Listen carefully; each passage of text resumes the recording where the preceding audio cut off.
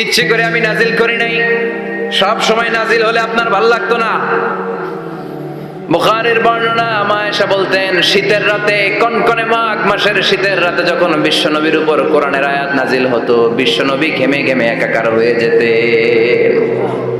হাত্তা লা ইয়াতাফাসসাদু জাবিনুহু আরাকান, বিশ্বনবীর দাড়ি আর থুতনি বেয়ে ঝরঝর করে পানি পড়তো।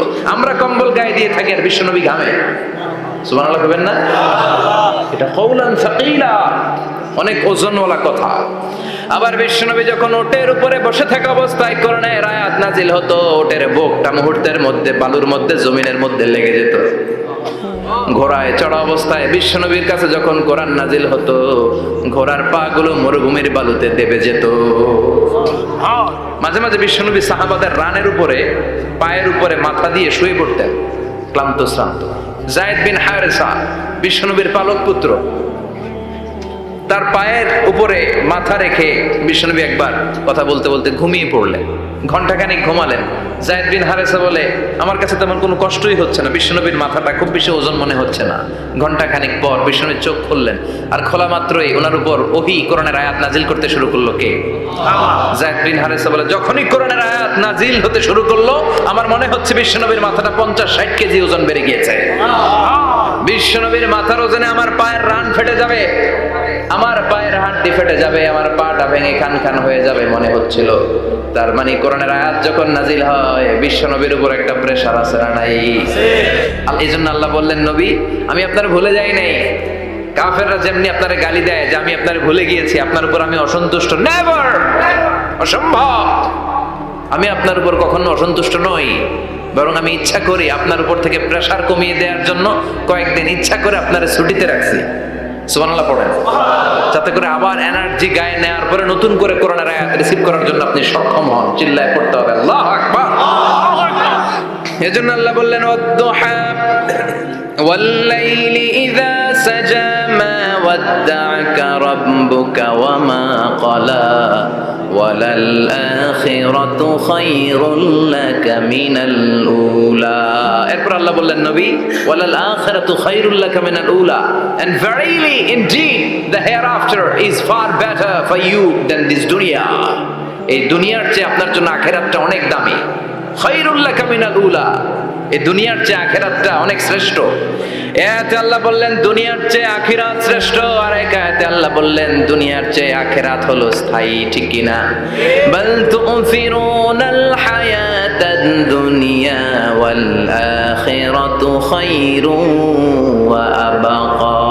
তোমরা দুনিয়ার জীবন নিয়ে পাগল পাড়া হয়ে থাকো, আল্লাহ বললেন দুনিয়ার জীবনের চাইতে আখিরাতের জীবন শ্রেষ্ঠ এবং স্থায়ী। ঠিক কি না? কার কথা? দুনিয়া স্থায়ী না আখিরাত স্থায়ী? দুনিয়া শ্রেষ্ঠ না আখিরাত শ্রেষ্ঠ? কিন্তু আমরা কোনটার পিছনে দৌড়াই? খালি দুনিয়া দুনিয়া। দুনিয়া কে মজা ले लो, দুনিয়া তোমারই है, কিন্তু জান্নাত কে মজা ले लो, জান্নাত তোমারই है, ওইটা কয় না? আছে না নাই? দুনিয়ার পেছনে পাগল হয়ে আমরা পড়ে থাকি। এই দুনিয়ার জীবনটা একটা মায়াজাল, এটা একটা মরিচিকা। এই মরিচিকা, এই ধোঁকা, এই লালসা আর এই মায়াজালের পেছনে আমরা ছুটছি। ছুটতে ছুটতে হুট করে একবার কবরের ভিতরে ঢুকতে হবে। কথা বলে, তখন আমাদের টনক নড়বে। এজন্য দুনিয়া মুমিনদের জন্য শ্রেষ্ঠ আর স্থায়ী জায়গা নয়। মুমিনের আসল জায়গা হচ্ছে আখিরাত। মুমিনের শান্তি আর কল্যাণের জায়গা হচ্ছে আখিরাত। জান্নাত হচ্ছে মুমিনের শেষ ঠিকানা। চিৎকার করে বলেন ঠিক কিনা? সেটাই বিশ্বনবী বললেন, নবী কাফির মুশরিকদের কথা আপনি কান দিবেন না, ওদের কথায় হতাশ হবেন না, নিরাশ হবেন না, হাল ছাড়বেন না, ভরসা রাখবেন কার উপর? কারণ ওয়ালাল আখিরাতু খায়রুল লাকা মিনাল উলা। এই দুনিয়ার জীবন ক্ষণস্থায়ী জীবন, চিরকালীন জীবন হলো আখিরাত। নবীরে কিভাবে আশ্বাস দিতেছে দেখছেন? অ্যাসিউরেন্স করতেছে, কনফার্মেশন। এই সূরাটা যে শান্তির সূরা, মোটিভেশনের সূরা, অনুপ্রেরণার সূরা, ইন্সপাইরেশন যে জায়গায়, প্রতিটা আয়াতে আপনি ইন্সপাইরেশন পাবেন। তো প্রতিটা আয়াতে আপনি উজ্জীবিত হবেন, সজীব হবেন, এনথিউজিয়াস্টিক এন্ড এনার্জেটিক হবেন, আপনি এনার্জি ফিরে পাবেন। আলহামদুলিল্লাহ পড়েন। এরপর বিশ্বনবীর আরো খুশি করার জন্য আল্লাহ বললেন ওয়ালা সাউফা ইউতিকা রাব্বুকা ফাতারদা, ও নবী অচিরে এমন এমন জিনিস আমি আপনারে দান করব, এগুলো পেয়ে আপনি খুশি হয়ে যাবে। কে বলে? ওদের কথা আপনার মন খারাপ, আপনি হতাশ, ভয় পাবেন না নবী, হতাশ হবেন না, নিরাশ হবেন না, আমার উপর ভরসা রাখেন না। এমন এমন জিনিস আমি আপনারে দেব, ফাতারদা, ওগুলো পেয়ে আপনি খুশি হয়ে যাবেন। সুবহানাল্লাহ পড়ে। আল্লাহর কাজই হলো বিশ্বনবীরে খুশি রাখা। Verily I'm gonna give you something that will make you happy. এমন জিনিস আপনারে দেব নবী, আপনি খুশি হয়ে যাবেন। আল্লাহর কাজই হচ্ছে বিশ্বনবীরে খুশি রাখা। যেখানে বিশ্বনবীর মন খারাপ, ওইখানে বিশ্বনবীর আল্লাহ আছে না নাই? বিশ্বনবীর উপাধি দিয়েছেন আল্লাহ হাবিবুল্লাহ। কি দিয়েছে? আর সাইয়েদনা ইব্রাহিমের উপাধি খলিলুল্লাহ। দুইজনই আল্লাহর প্রিয়, দুইজনই উলুল আজমি মিনার রসুল। কিন্তু খলিল মানেও বন্ধু, হাবিব মানেও বন্ধু। খলিল মানে এমন বন্ধু যেই বন্ধু আল্লাহরে খুশি করার জন্য কাজ করে, আর হাবিব মানে এমন বন্ধু যেই বন্ধুরে খুশি রাখার জন্য আল্লাহ নিজেই কাজ করে। কি শান, কি মান এই নবীর, আর ওই নবীরে গালি দেয়। এগুলো জাহান্নামের নরকীট আর পিতৃ পরিচয়হীন জারদ সন্তান। As a father, as a teacher, as a commander, as a lawgiver, as a lawmaker, as a reformer of the society, Muhammad is the Superman of the world. উনি সুপারম্যান, উনি অসাধারণ ব্যক্তিত্ব, আনপ্যারালাল পার্সোনালিটি। ওনার জীবন নিয়ে পড়া শুরু করলে এটা শেষ হয় না। বিয়ন্ডলেস, বাউন্ডলেস, বটমলেস, এটা তলাবিহীন সাগর। বিশ্বনবীর জীবনী একটা সাগর, কিন্তু সাগরের কি নাই? সুবহানাল্লাহ কইবেন না? এই বিশ্বনবীর খুশি রাখা কার কাজ? যেখানে বিশ্বনবী হতাশ, যেখানে বিশ্বনবীর মন খারাপ, বিশ্বনবীর মন ভালো করে দেয় কে? এজন্য আল্লাহ বললেন ওয়ালা সাউফা ইউতিকা রাব্বুকা, অচিরেই আপনার রব আপনাকে এমন এমন জিনিস দান করবে নবী, এগুলো পেয়ে আপনি খুশি হয়ে যাবেন। দাওয়াতি কাজ যখন শুরু করলেন, তিনি দেখলেন বিশ্বনবী খুব ভালো অ্যানালাইসিস করতে পারতেন। তিনি মক্কার সোসাইটিটাকে, সমাজটাকে বিশ্লেষণ করে অ্যানালাইজ করে উনি দেখলেন যে এই মক্কায় দাওয়াতি কাজের একটা শক্ত অবস্থান নিতে হলে দুইজন লোকের একজন আমার চাই। সুবহানাল্লাহ পড়েন। কি বিশ্লেষণ শক্তি, কি চিন্তা শক্তি! উনি ঘেটে ফেললেন, উনি বুঝে ফেললেন সবাইকে দেখে যে দুইজনের একজন আমার সাথে না থাকলে আমার দাওয়াতি কাজ চালানো কষ্ট হয়ে যাবে। এজন্য গভীর রাতে তাহাজ্জুদের নামাজ শেষে আল্লাহর কাছে কেঁদে কেঁদে বিশ্বনবী দোয়া করে, আল্লাহুম্মা আইজ্জাল ইসলাম বি আহাব্বির রাজুলাইনি ইলাইক। আল্লাহ, দুইজন লোকের যেই লোকটারে তোমার দরবারে মকবুল মনে হয়, ভালো লাগে, পছন্দ হয়, তাদের একজনকে ইসলামের ভেতরে ঢুকিয়ে দিয়ে ইসলামকে তুমি বিজয় দান করে দাও। ও আল্লাহ, দুইজনের একজনকে আমার চাই। একজন হলো আবি জাহাল ইবনে হিশাম, হিশামের বেটা আবু জাহাল, আও উমর ইবনুল খাত্তাব, অথবা খাত্তাবের বেটা উমর। সুবহানাল্লাহ পড়ো। সাথে সাথে দোয়া কবুল করলো কে? কার জন্য করলো? নাকি আবু জাহেলের জন্য? আবু জাহেলের চোখের সামনে পর্দা ছিল, ও পর্দা সরায় না।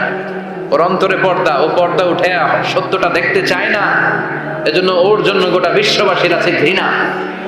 ও যেখানে মারা গেছে, ওর যেখানে জন্মস্থান, ওইখানে সৌদি সরকার ল্যাট্রিন বানায় দিয়েছে। ঘৃণার প্রতীক। ওইখানে তো অন্য কিছু বানাইতে পারতো, ল্যাট্রিন বানাইতে যাবে কেন? গোটা বিশ্বের মানুষ যায় যেন এটা ভরাই দিয়ে আসতে পারে। কথা বলেন। এই বেয়াদবটার জন্য আল্লাহ দোয়া কবুল করে নাই। ওমরে ফারুক রাগী ছিলেন, কিন্তু সত্য প্রকাশে, সত্য গ্রহণে আপোষহীন।